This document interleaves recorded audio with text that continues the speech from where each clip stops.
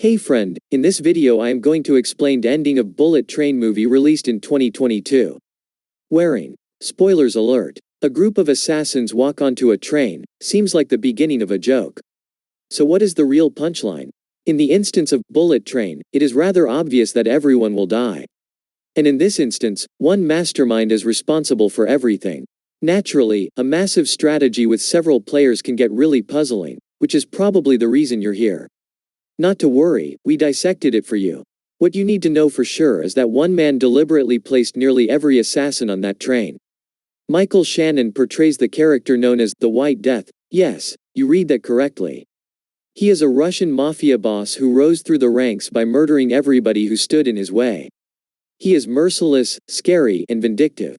And the precise reason White Death loaded pretty much everyone onto that train was his need for revenge and bloodlust.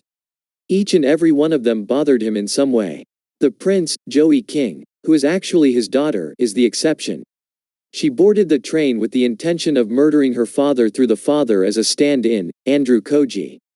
The prince lured him in by throwing her father's young boy over a roof with the intention of framing him as her father's killer and easily assuming control of his empire. This ultimately prompts the elder, Hiroyuki Sanada, to join the train in order to shield his own son.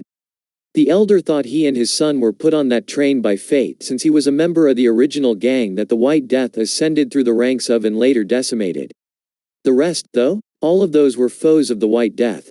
So let's run it down.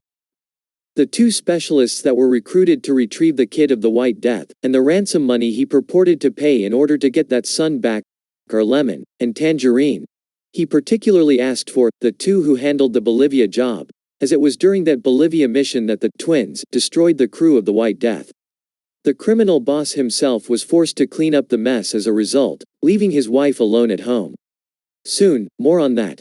Regardless of whether they gave him back his son and his money, he was still going to kill them.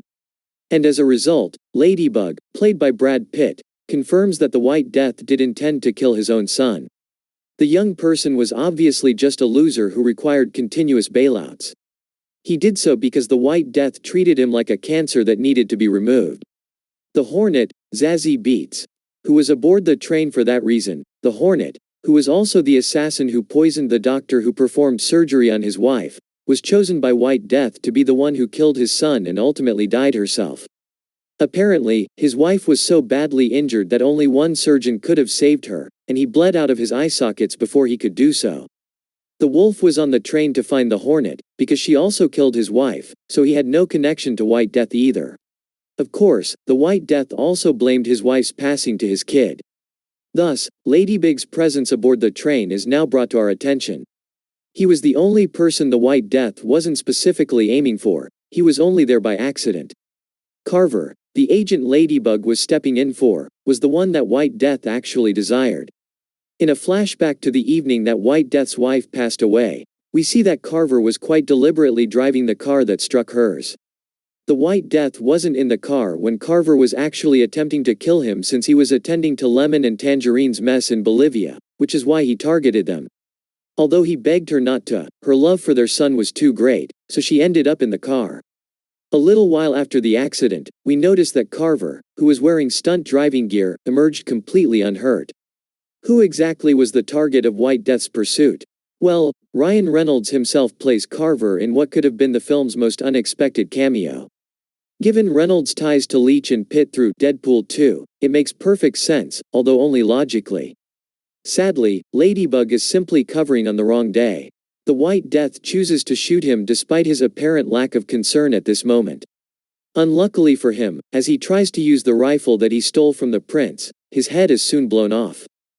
The prince herself naturally emerges from the train disaster at that point, bragging once more about her good fortune. However, it is only momentary because a truck, driven, of course, by Lemon, hits her right away. Information on that is available here. Brad Pitt catches up with his handler after the Russian mafia family departs and the elder and the father travel together back to their home, Sandra Bullock. The car she arrived in is destroyed by him in one more run of bad luck, although neither of them are overly heartbroken.